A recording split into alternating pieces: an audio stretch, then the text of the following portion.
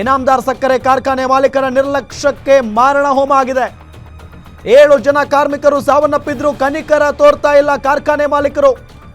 ದುರಂತಕ್ಕೆ ಕಾರಣವಾಗಿರೋ ಕಾರ್ಖಾನೆ ವಿರುದ್ಧ ಇನ್ನೂ ಕ್ರಮ ಯಾಕೆ ಕೈಗೊಂಡಿಲ್ಲ? ರಾಜಕೀಯ ಒತ್ತಡಕ್ಕೆ ಮಣಿದು ಪೊಲೀಸ್ನವರು ಕ್ರಮ ತೆಗೆದುಕೊಳ್ಳೋದಕ್ಕೆ ಹಿಂದೆ ಮುಂದೆ ನೋಡ್ತಾ ಇದ್ದೀರಾ? ರಾಜಕೀಯ ನಾಯಕರು ಮಾಲೀಕರಿರುವ ಇನಾಮದಾರ್ ಸಕ್ಕರೆ ಕಾರ್ಖಾನೆ ಈವರೆಗೂ ಮೃತರ ಕುಟುಂಬಗಳಿಗೆ ಸಾಂತ್ವನ ಹೇಳಿಲ್ಲ. ಇವರು ಕರುಣೆನೇ ಇಲ್ವಾ ಸ್ವಾಮಿ ನಿಮಗೆಲ್ಲ? ನಿಮ್ಮ ಮನೆಯಲ್ಲಿ ಯಾರಿಗಾದ್ರೂ ಹಿಂಗಾಗ್ಬಿಟ್ಟಿದ್ರೆ ಸುಮ್ಮನೆ ಇರ್ತಿದ್ರ? ಇನಾಮದಾರ್ ಸಕ್ಕರೆ ಕಾರ್ಖಾನೆ ಮಾಲೀಕರ ನಿರ್ಲಕ್ಷ್ಯವೇ ಇದಕ್ಕೆ ಕಾರಣ. ಒಬ್ಬರಲ್ಲ ಇಬ್ಬರಲ್ಲ ರೀ, 7 ಜನ, ಪಾಪ 7 ಜನ ಅಲ್ಲಿ ಕೆಲಸ ಮಾಡ್ತಾ ಇದ್ದಂಥ ಕಾರ್ಮಿಕರು ಸತ್ತು ಹೋದ್ರು.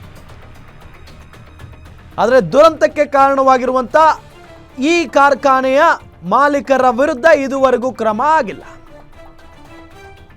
ಯಾಕಪ್ಪ? ಬೆಳಗಾವಿ ಪೊಲೀಸ್ನವರಿಗೆ ಈ ವಿಚಾರ ಗೊತ್ತಿಲ್ವಾ? ಸಂಬಂಧಪಟ್ಟಂತ ಅಧಿಕಾರಿಗಳಿಗೆ ಮಾಹಿತಿ ಹೋಗಿಲ್ವಾ? ಅಥವಾ ಸಂಬಂಧಪಟ್ಟಂತ ಸಚಿವರುಗಳಿಗೆ, ಶಾಸಕರುಗಳಿಗೆ ಈ ವಿಚಾರ ಮುಟ್ಟಿಲ್ವಾ? ಬೆಳಗಾವಿ ಜಿಲ್ಲಾ ಉಸ್ತುವಾರಿಗಳಿಗೆ ಮಾಹಿತಿ ಹೋಗಿಲ್ವಾ?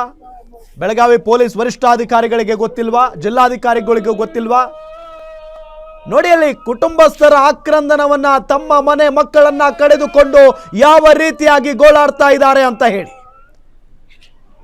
ಒಂದು ಕಾರ್ಖಾನೆಯಲ್ಲಿ ಬಾಯ್ಲರ್ ಸ್ಫೋಟಗೊಂಡು 7 ಜನ ಸತ್ತು ಹೋಗಿದ್ದಾರೆ. ನಿನ್ನೆ 3 ಜನ, ಇವತ್ತು 4 ಜನ ಅಂತ ಅಂದಾಗ ನಿನ್ನೇನು ಯಾರು ಮಾತಾಡಿಲ್ಲ, ಇವತ್ತು ಯಾರು ಮಾತಾಡಿಲ್ಲ ಈ ವಿಚಾರಕ್ಕೆ.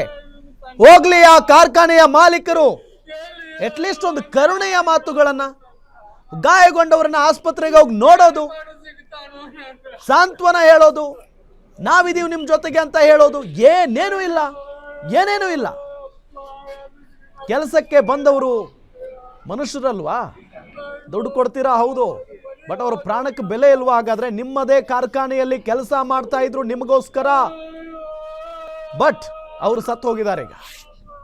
ಬಟ್ ನೀವ್ಯಾರು ಹೋಗಿ ಅವರ ಆರೋಗ್ಯವನ್ನ ವಿಚಾರಿಸಿಲ್ಲ, ಗಾಯಗೊಂಡವರ ಆರೋಗ್ಯವನ್ನ ಇದುವರೆಗೂ ವಿಚಾರಿಸಿಲ್ಲ. ಸತ್ತೋದವ್ರು ಸತ್ತೋದ್ರು, ನಮಗೇನಾಗಬೇಕಾಗಿದೆ ಅನ್ನೋದು ನಿಮ್ಮ ಬಂಡತನ. ಇಷ್ಟೆಲ್ಲ ಆದ್ರೂ ಕೂಡ ಹೋಗಿಲ್ಲ ಅಂತ ಅಂದ್ರೆ ನಿಮ್ಮ ಮನಸ್ಥಿತಿಯ ಬಗ್ಗೆ ನಮಗೆ ಪ್ರಶ್ನೆಗಳು ಉಟ್ಕೊಳ್ತವೆ. ನಿಮ್ಮ ವ್ಯಕ್ತಿತ್ವ ಏನು ಅನ್ನೋ ಪ್ರಶ್ನೆ ಸಹಜವಾಗಿ ನೀವು ಕೂಡ ಮಾಡ್ಕೊಳ್ಬೇಕಾಗುತ್ತೆ. ಆ ಪ್ರಶ್ನೆಯನ್ನ ರಾಜಕಾರಣಿಗಳಿದ್ದಾರೆ ಇದರಲ್ಲಿ, ಮಾಲೀಕರುಗಳ ಲಿಸ್ಟ್ನಲ್ಲಿ ರಾಜಕಾರಣಿಗಳಿದ್ದಾರೆ. ಹಂಗಾಗಿನೇ ಪೊಲೀಸ್ನವರು ಸುಮ್ಮನೆ ಇದ್ದಾರಲ್ವಾ? ಹಂಗಾಗಿನೇ ಪೊಲೀಸ್ನವರು ಸೈಲೆಂಟ್ ಆಗಿದ್ದಾರಲ್ವಾ? ಸಣ್ಣ ಪುಟ್ಟ ಪಿಕ್ ಪಾಕೆಟ್ ವಿಚಾರ ಹೇಳಿಬೇಕಾದ್ರೆ ಪೊಲೀಸ್ನವರು ಓಡೋಡೋಗ್ತಾರೆ ಆ ಕಳ್ಳನ್ನ ಹಿಡಿಯಕ್ಕೆ. ಇಂಥ ವಿಚಾರ ಮಾತ್ರ ಪೊಲೀಸ್ನವ್ರಿಗೆ ಹೇಳ್ಬೇಡಿ, ನಮಗೆ ಭಯ ಆಗುತ್ತೆ. ಯಾಕೆ ಬೇಕು ನಮಗೆ ಸುಮ್ಮನೆ?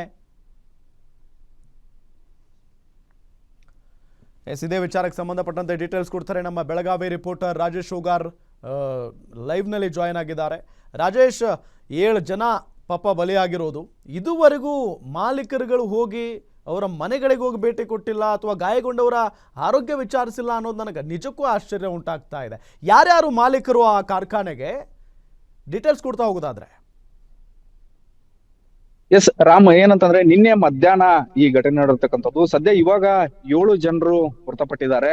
ಈಗಾಗಲೇ ಆ ಕುಟುಂಬಕ್ಕೆ ಏನು ಮಾಲೀಕರಾದಂತ ಏನು ಇನಾಮದಾರ್ ಶುಗರ್ಸ್ ಏನಿದೆ, ಈ ಒಡೆತನದ ಮಾಲೀಕರು ಏನಿದ್ದಾರೆ, ಇವ್ರು ಯಾರು ಕೂಡ ಹೋಗಿ ಸಾಂತ್ವನ ಹೇಳುವಂತ ಕೆಲಸವನ್ನು ಕೂಡ ಇಲ್ಲಿ ತನಕ ಮಾಡಿಲ್ಲ. ಅಲ್ಲದೆ ಇದು ವಿಜಯ್ ಕುಮಾರ್ ಸೋನಾಲ್ಕರ್ ಅನ್ನೋ ವ್ಯಕ್ತಿಯವರು ಒಡೆತನದಲ್ಲಿದೆ. ಈ ಒಡೆತನದ ಜೊತೆಗೆ ಸಹಭಾಗಿತ್ವದಲ್ಲಿ ಪ್ರಭಾಕರ್ ಕೋರಿ ಆಗಿರಬಹುದು ಮತ್ತು ವಿಜಯ್ ಮೆಟಗೌಡ ಆಗಿರ್ಬೋದು ಮತ್ತು ವಿಕ್ರಮ್ ಇನಾಮದಾರ್ ಇವರು ಕೂಡ ಸಹಭಾಗಿತ್ವದಲ್ಲಿ ಇದು ಸಕ್ಕರೆ ಕಾರ್ಖಾನೆ ನಡೀತಾ ಇರ್ತಕ್ಕಂಥದ್ದು. ಈಗ ಸದ್ಯ 7 ಜನ ಮೃತಪಟ್ಟರು ಕೂಡ ಯಾರು ಕೂಡ ಹೋಗಿ ಸಾಂತ್ವನ ಹೇಳುವಂತ ಕೆಲಸವನ್ನು ಕೂಡ ಮಾಡಿಲ್ಲ. ನಾನು ಈಗ ಸದ್ಯ ಏನು ಶುಗರ್ ಫ್ಯಾಕ್ಟರಿ ಸ್ಥಳದಿಂದನೇ ನಿಮ್ಗೆ ಲೈವ್ ಬಂದಿದ್ದೀನಿ, ಲೈವ್ ದಲ್ಲಿ ತೋರಿಸ್ತೇನೆ. ಇದು ನಮ್ಮ ಕ್ಯಾಮ್ರಾಮನ್ ಈಗ ಸದ್ಯ ಲೈವ್ ತೋರಿಸ್ತಾರೆ. ಇದು ಶುಗರ್ ಫ್ಯಾಕ್ಟರಿ ಎಂದು ಬೈಲೊಂಗಲ ಪಕ್ಕದಲ್ಲಿ, ಅಂದ್ರೆ ಬೈಲೊಂಗಲದ ಕೇವಲ 3 ಕಿಲೋಮೀಟರ್ ಅಂತರದಲ್ಲಿ ಮರ್ಕುಂಬಿ ಗ್ರಾಮ ಇದೆ. ಮರ್ಕುಂಬಿ ಗ್ರಾಮದ ಪಕ್ಕದಲ್ಲಿರುವಂತಹ ಇನಾಮದಾರ್ ಶುಗರ್ಸ್ ಇದು.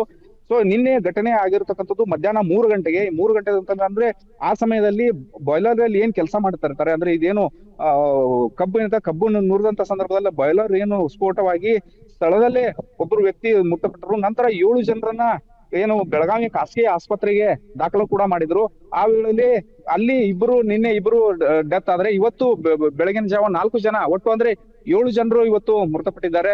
ಸದ್ಯ ಅಲ್ಲಿ ಕುಟುಂಬಸ್ಥರು ಕೂಡ ಆಕ್ರಂದನ ಮುಗಿಲು ಬಿಟ್ಟಿದೆ ಅಂತ ಹೇಳ್ಬೋದು. ಯಾವುದೇ ಒಬ್ಬ ಇಲ್ಲಿವರೆಗೂ ಕೂಡ ಏನಂದ್ರೆ ಇಲ್ಲಿ ಇಬ್ಬರು ಶಾಸಕರು ಬರ್ತಾರೆ. ಒಂದು ಕಿತ್ತೂರಿನ ಬಾಬಾ ಸಾಹೇಬ್ ಪಾಟೀಲ್ ಆಗಿರ್ಬೋದು ಮತ್ತು ಮಹಾಂತೇಶ್ ಕೌಜಲಗಿ, ಇಬ್ಬರು ಶಾಸಕರು ಕೂಡ ಯಾಕಂತಂದ್ರೆ ಮೃತರಾದಂತವರು ಕೂಡ ಇಬ್ಬರು ಎರಡು ಮತಕ್ಷೇತ್ರದವರಾಗಿರೋದಕ್ಕಿಂತ ಅವರು ಕೂಡ ಸಾಂತ್ವನ ಹೇಳುವಂತ ಕೆಲಸ ಮಾಡಿಲ್ಲ ಅನ್ನೋದು ಕೂಡ ನಿಜಕ್ಕೂ ದುರ್ದೈವ ಅಂತಾನೆ ಹೇಳ್ಬೋದು ರಾಮ್. ಓಕೆ, ಥ್ಯಾಂಕ್ ಯು ತಮ್ಮೆಲ್ಲ ಮಾಹಿತಿಗಾಗಿ.